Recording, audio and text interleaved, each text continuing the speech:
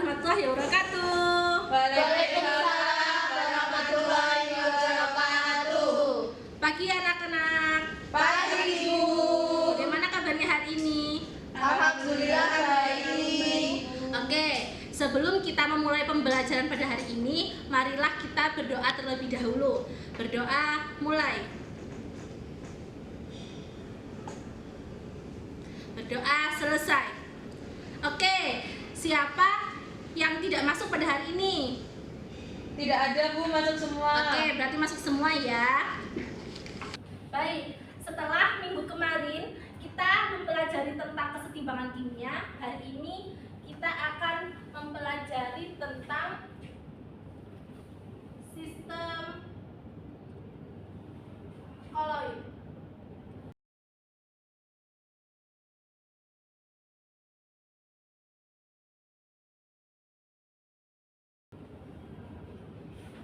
Oh ya, hari ini tanggal berapa ya anak-anak? Tanggal 5. Tanggal 5 ya. Hari Kamis.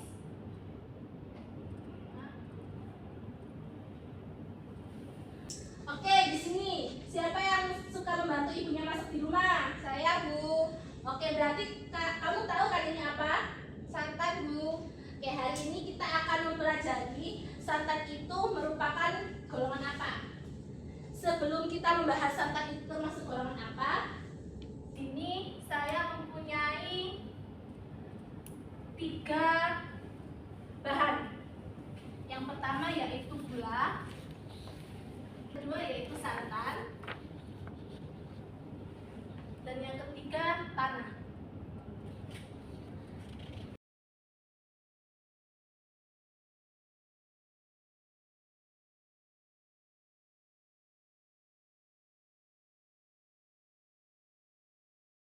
Kemudian ketiga bahan ini saya akan tambahkan dengan air. Masing-masing saya akan tambahkan dengan air.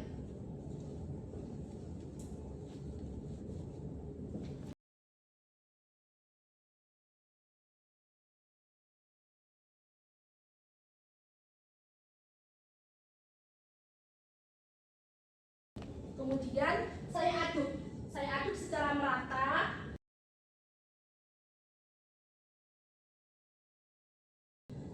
Menjadi 3 buah campuran yang berbeda.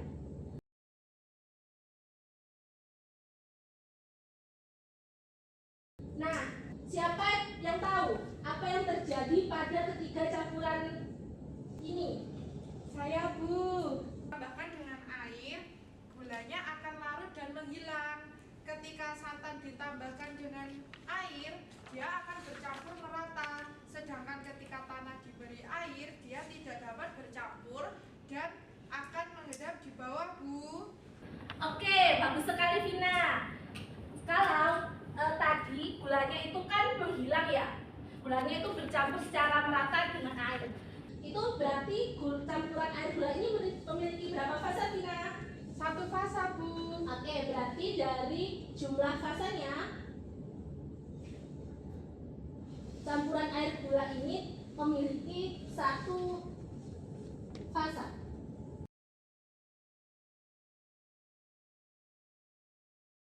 Kemudian kalau 1 fasa itu berarti dia itu merupakan campuran apa Vina? Homogen atau heterogen? Homogen Bu. Wow, betul sekali Vina.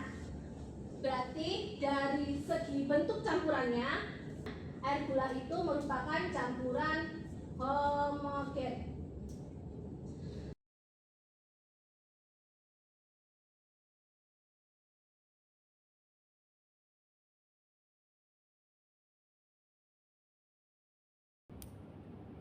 Selanjutnya, kalau tadi kata Vina, tanah dan air ini tidak dapat bercampur dengan merata dan terdapat endapan, maka tanah dan air ini termasuk dalam golongan apa? Siapa yang mau menjawab? Saya Bu. 2 fasa Bu, karena komponen campurannya air tanah itu dapat dibedakan dari zat terlarutnya dan pelarutnya. Berarti kalau dia memiliki 2 fasa, campuran tanah dan air ini merupakan campuran apa Jisti? Heterogen Bu. Berarti campuran heterogen.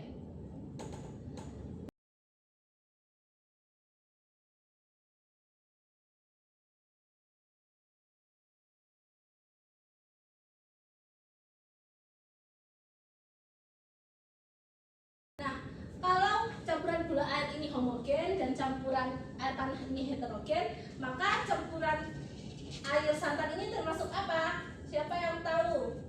Saya, Bu. Kalau menurut saya santan dan air itu merupakan campuran homogen. Oke, bagus. Tapi apakah kamu tahu homogen itu apa sih, Rere? Homogen itu ketika kedua campuran tidak dapat dibedakan pelarut dan zat terlarutnya, Bu. Betul sekali. Terus, apakah kamu benar-benar yakin bahwa campuran air santan ini merupakan campuran homogen? Karena pada campuran air santan itu zat terlarut dan pelarutnya tidak dapat dibedakan dan tidak terdapat endapan, Bu. Baiklah, memang campuran air dan santan ini ketika kita melihatnya secara makroskopik, dia itu tampak seperti homogen. Tetapi ketika kita melihatnya dengan mikroskop, sejatinya campuran air santan ini itu bersifat heterogen.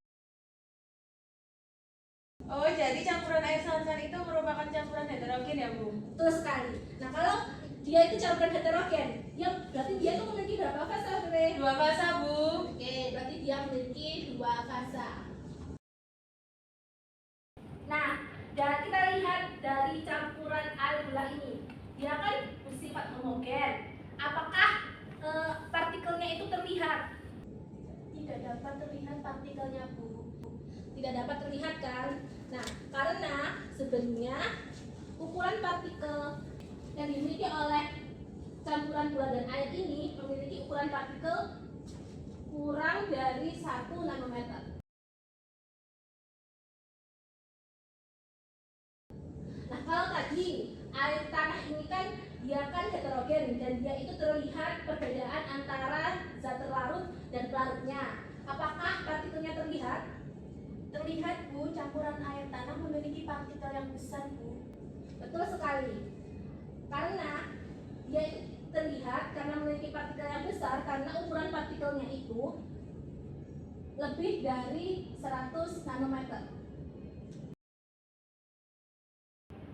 Nah, sekarang kalau campuran santan dan air ini kira-kira dia tuh memiliki ukuran partikel berapa sih? Sepertinya di antara 1 sampai 100 nanometer. Wow, betul sekali, Rahma.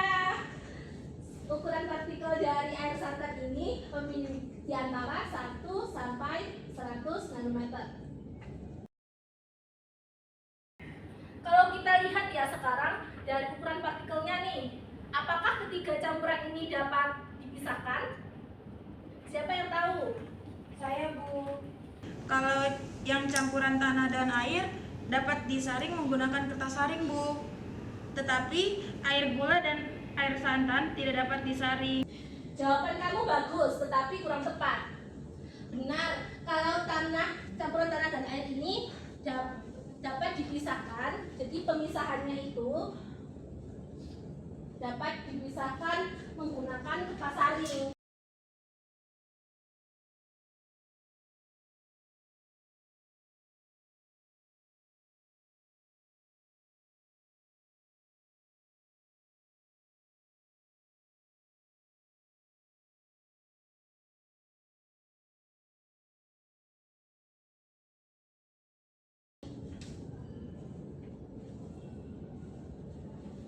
Dan campuran gula dan air ini memang tidak dapat dipisahkan.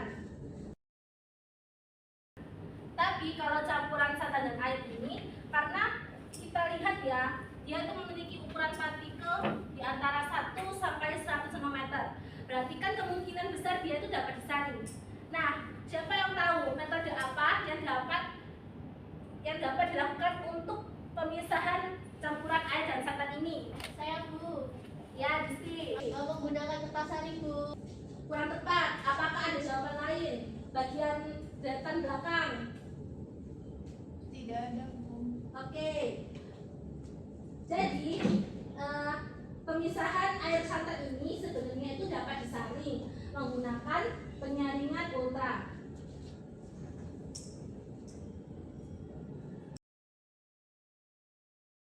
Mengingat ukuran partikel dari air santan ini dia kan di antara 1 sampai 100 nanometer ya. Jadi hanya bisa dilakukan pemisahan dengan menggunakan penyaringan ultra.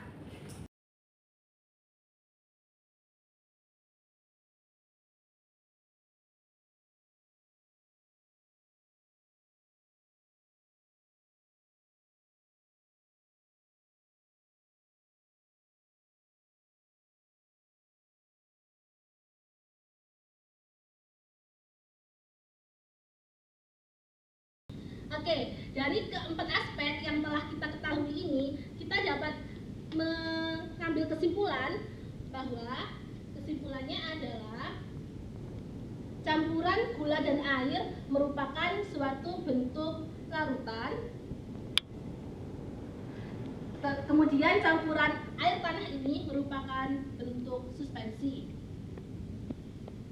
Nah, siapa yang tahu campuran air santan ini merupakan golongan apa? Saya, Bu. Oke, Lala, apa termasuk dalam golongan apa itu air santan? Koloid, Bu. Oke, betul sekali, Lala. Tangan. Jadi, air santan ini merupakan golongan koloid. Kemudian, adakah yang bisa menyebutkan contoh dari larutan selain air gula? Saya, Bu. Oke, Lala, apa? Contoh lain dari larutan adalah air, garam, dan alkohol, Bu. Betul sekali, air contohnya yang lain adalah air garam dan alkohol.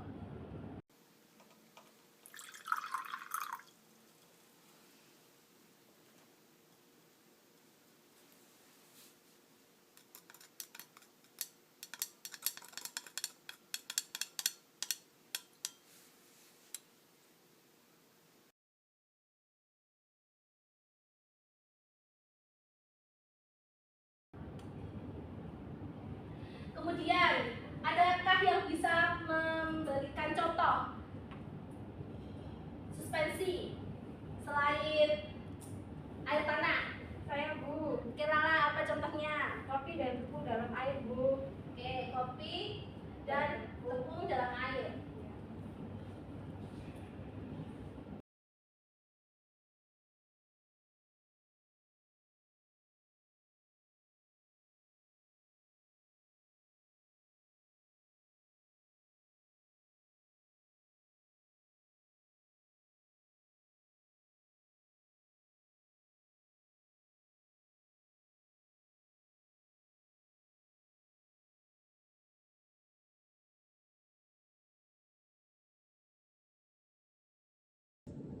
Nah, kalau contohnya apa selain santan? Saya, Bu.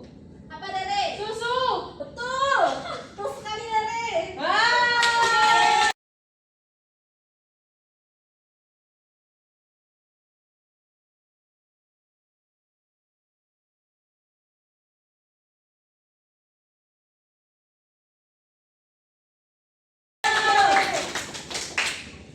Nah, baiklah. Sekian materi dari sistem koloid ini. Siapa di sini yang dapat menyampaikan kesimpulan apa yang telah kita dapatkan pada pertemuan kali ini? Saya, Bu.